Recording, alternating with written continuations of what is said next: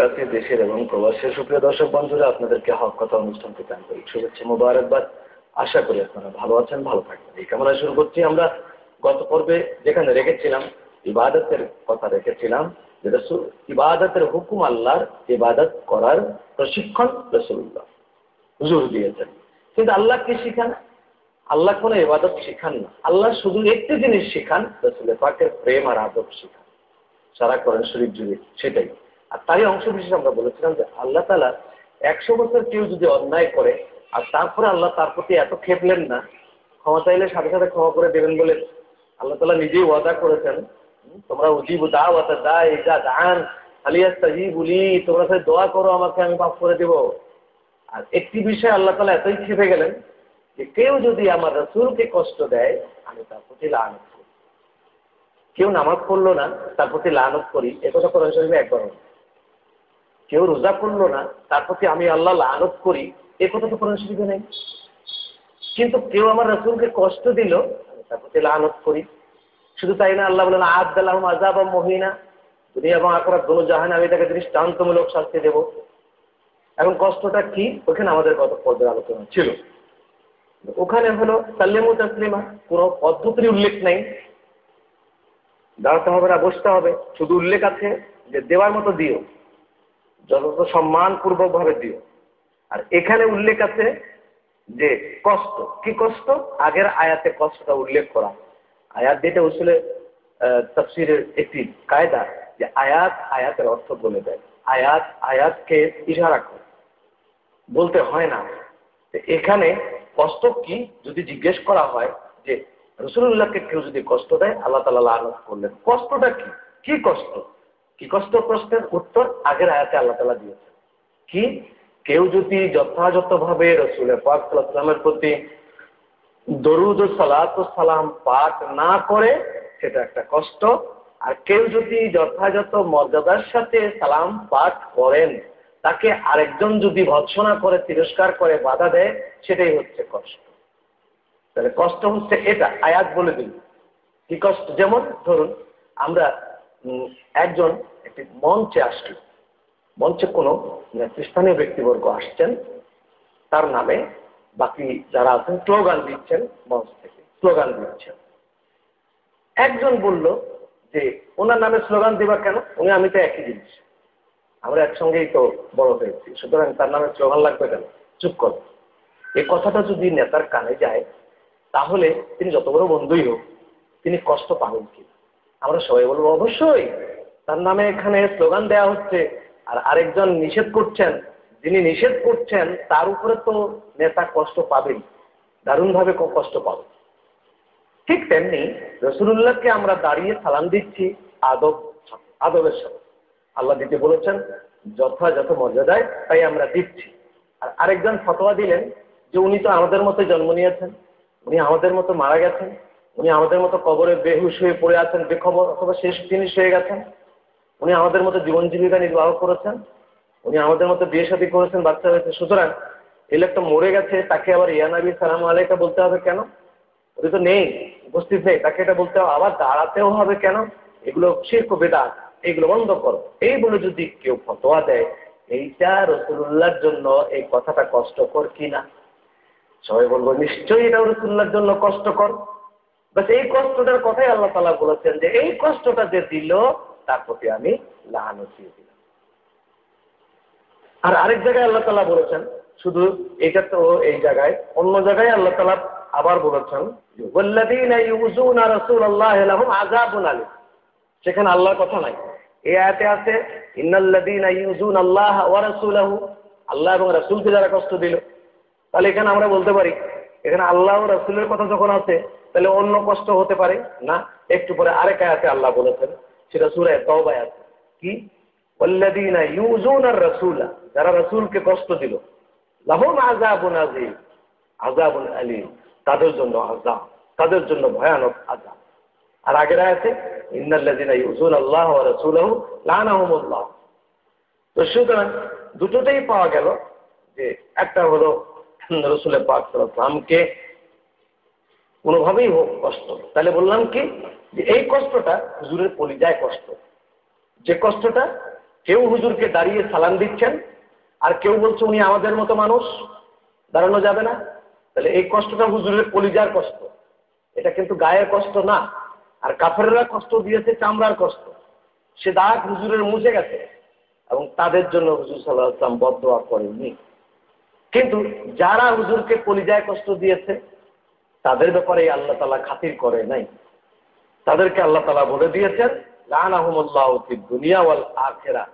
তাহলে হুজুরের প্রতি আদবের খেলাফ করা, বেয়াদবি, এটা কুফরুন। যার প্রতি আল্লাহ লানত করলেন তিনি আর কোনো মুসলমান থাকতে পারেন কি?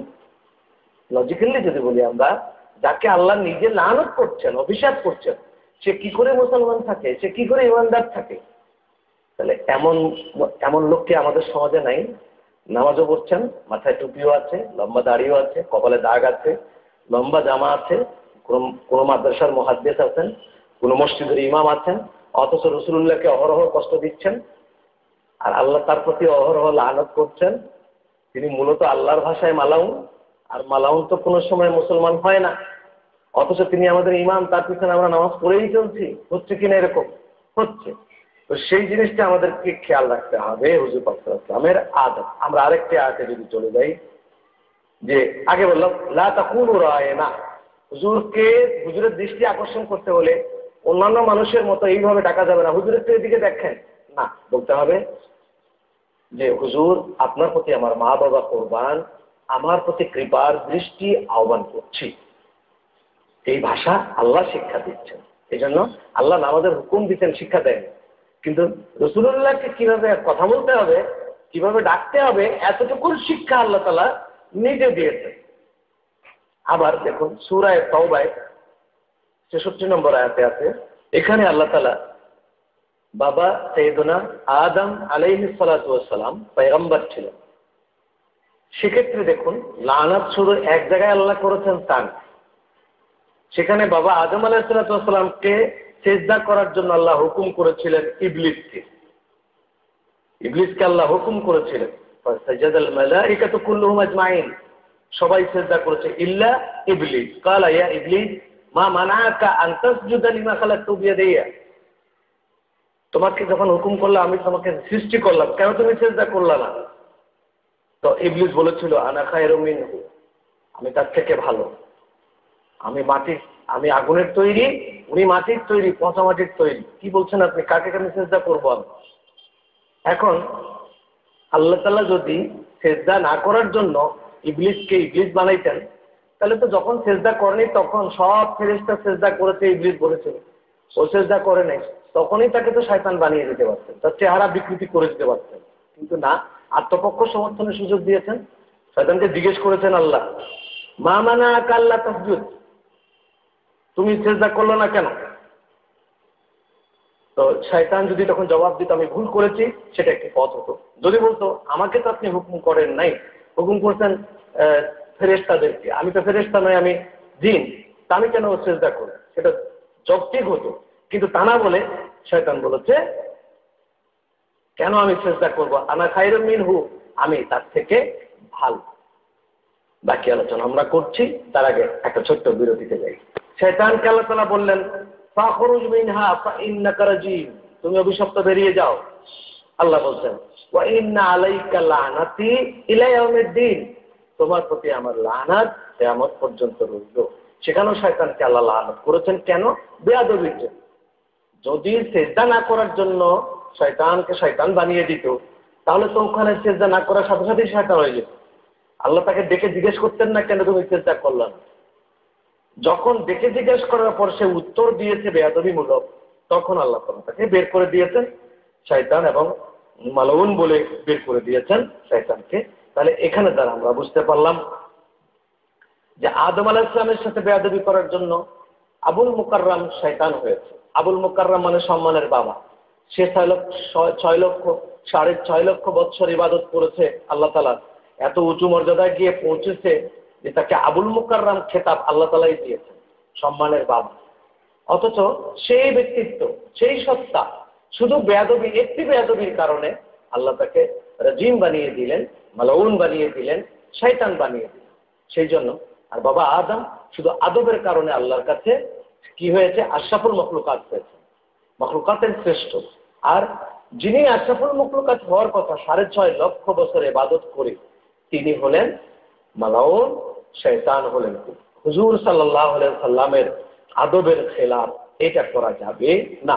সাহাবায়ে কেরামের মূল বিষয় ছিল, সাহাবায়ে কেরাম দুনিয়া থেকে বেহেশতের গ্যারান্টি নিয়ে তারা হাসতে হাসতে কবরে গেছেন। এটার একমাত্র কারণ হলো হুজুর সাল্লাল্লাহু আলাইহি সাল্লামের আদব এবং প্রেম, এই দুটা চর্চা তারা করতেন। আর রাহিকুল মাকতুম কিতাব খুলে দেখুন, সাহাবীরা হুজুরের আদব রক্ষার জন্য কত পাগল পারা ছিল, হুজুরের প্রেম চর্চা তারা কিভাবে করতেন। দেখুন এখানে আছে কোরআন শরীফে আল্লাহ তাআলা বলেছেন যে রাসূল যদি তোমাদেরকে ডাকে, তার ডাকে সাড়া দেওয়া তোমাদের অনিবার্য, ওয়াজিব। পৃথিবীর তো মানুষ ডাকলে নামাজ, ফরজ নামাজ ছেড়ে দেওয়া যাবে না, কিন্তু হুজুর যদি ডাকেন তাহলে ফরজ নামাজ ছেড়ে হুজুরের ডাক শোনা ওয়াজিব। এ ওয়াজিবও করেছেন আল্লাহ তাআলা। রাসূলুল্লাহর সাথে বেয়াদবি করলে তোমাদের আমল নামাজের শেষ হয়ে যায়, সেটাও আল্লাহ তাআলা বলেছেন, লা তুকদ্দিমু বাইনা ইয়াদাইল্লাহি ওয়া রাসূলিহি। খবরদার, যখন তোমরা পথ চলবা আল্লাহ রসুলের আগে তোমরা যাবা না, এটাও বেয়াদবি।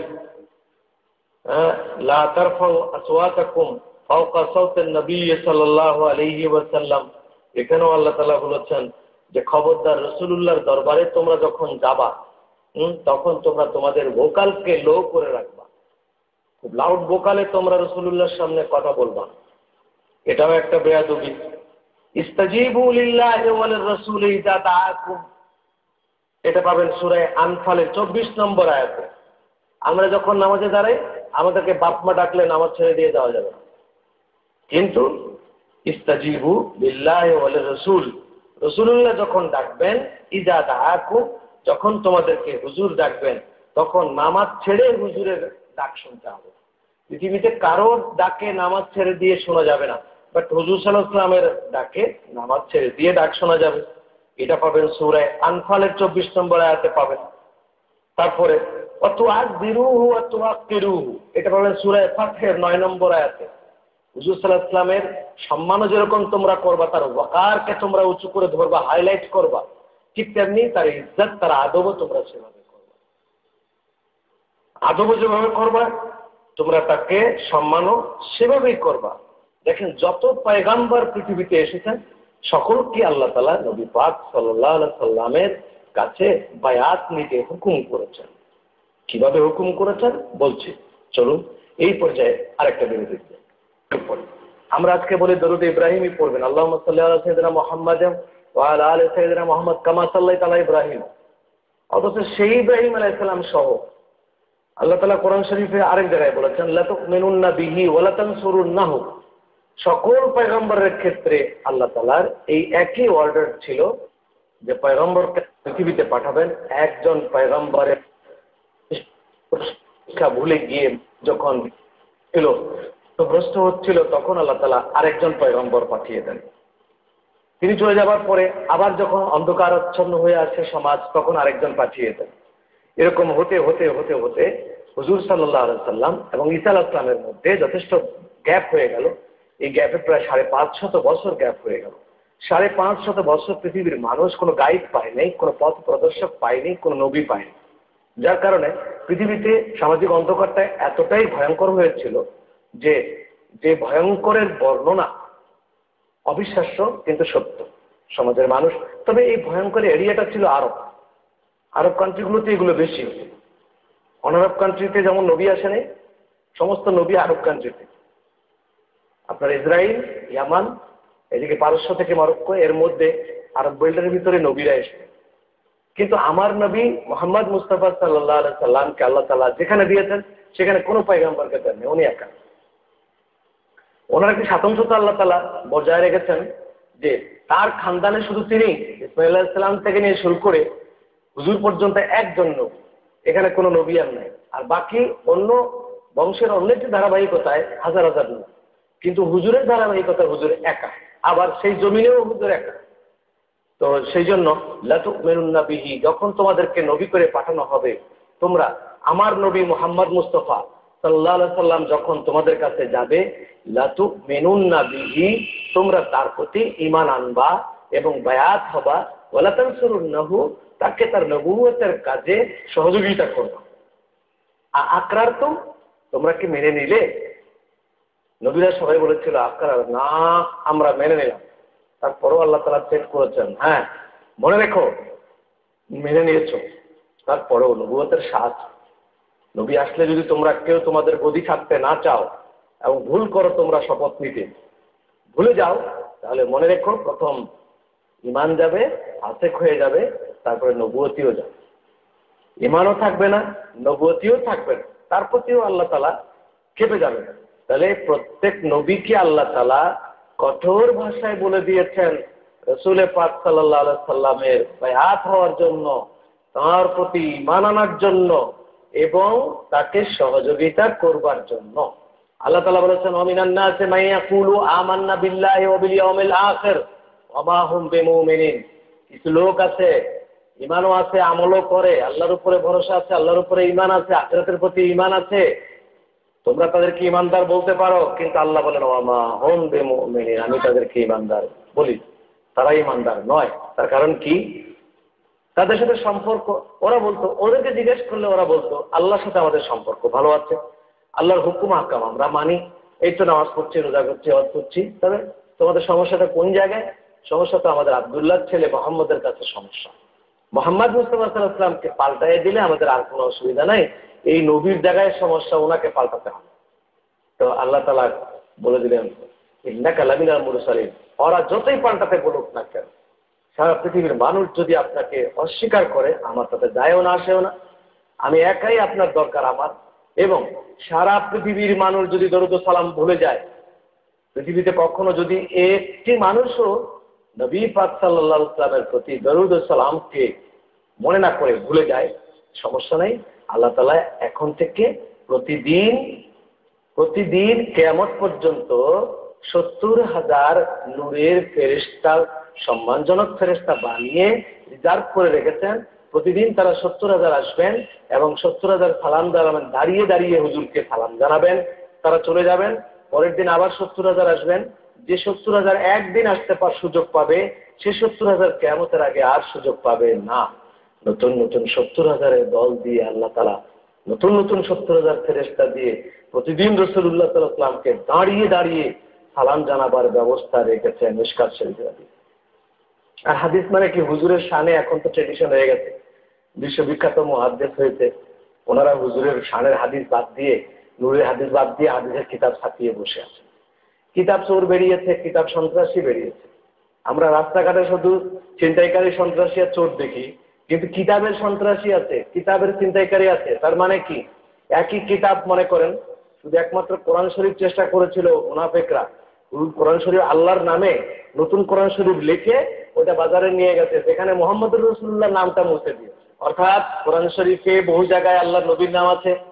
মুনাফিকরা কি করলো, যে নতুন করে কোরআন শরীফ ছাপিয়ে, এটা আল্লাহর বাণী, যালিকাল কিতাবুল লা রাইবা ফীহ, ঠিক আছে, ওর ভিতরে যেখানে যেখানে মুহাম্মদুর রাসূলুল্লাহর আদব, মুহাম্মদুর রাসূলুল্লাহর মর্যাদা, মুহাম্মদুর রাসূলুল্লাহর প্রশংসা, এগুলো ছিল তার নামে, ওই জায়গাগুলো মুছে দিয়ে অন্য কিছু লিখে দিয়েছে। সে কোরআন শরীফ বাজারে যাবার আগে আল্লাহ তাআলা তার হাবিবকে বলে দিলেন, আপনি ধরুন ওগুলো ফেলে দিন, আপনার নামে মিথ্যা করে কোরআন শরীফ লেখা হয়েছে। সেই ধারাবাহিকতায় তাদেরই প্রেতাত্মা যারা এবং তাদের যারা নসবী নিসবতি আওলাদ, নসবী তো নাই, নিসবতি আওলাদ, তারাই কিন্তু এখন করতেছে বিশ্বে, যে দেখুন মুসান্নাফে আব্দুর রাজ্জাক হাদিস লিখেছে কিন্তু নূরের হাদিস ফেলে দিয়ে, তার অরিজিনাল কপিতে নূরের হাদিস ছিল, জাআকুম মিনাল্লাহি নূরুন ওয়া কিতাবুম মুবিন, রাসূলুল্লাহ নূর সেটা ছিল, সেটা ফেলে দিয়ে উনি নতুন করে হাদিস লিখেছেন। রাসূলুল্লাহ নূরের যত হাদিস, আদবের যত হাদিস, মহব্বতের যত হাদিস, সমস্ত হাদিস সব তাদের ভাষায় দাঈফ আর মওযু, জাল আর যঈফ, দুর্বল।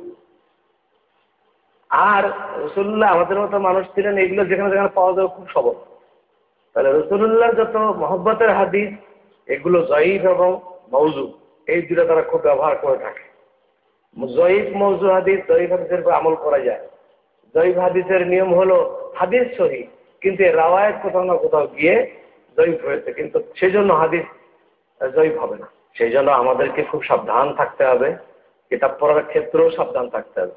রসুল প্রেম আর আদব যেই কিতাবে নাই, রসুল প্রেম আর আদব যার কাছে নাই, তিনি যত বড় মাপের ব্যক্তিত্ব হন, তাকে পরিহার করা ইমানদারের জন্য ফরজে আইন, পরিহার করতেই হবে তাকে, তাহলে ইমান বাঁচবে না।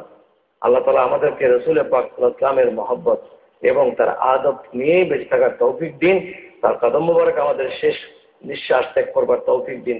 এই ফরিয়াদ রেখে শেষ করছি। আসসালামু আলাইকুম ওয়া রাহমাতুল্লাহি ওয়া বারাকাতুহু।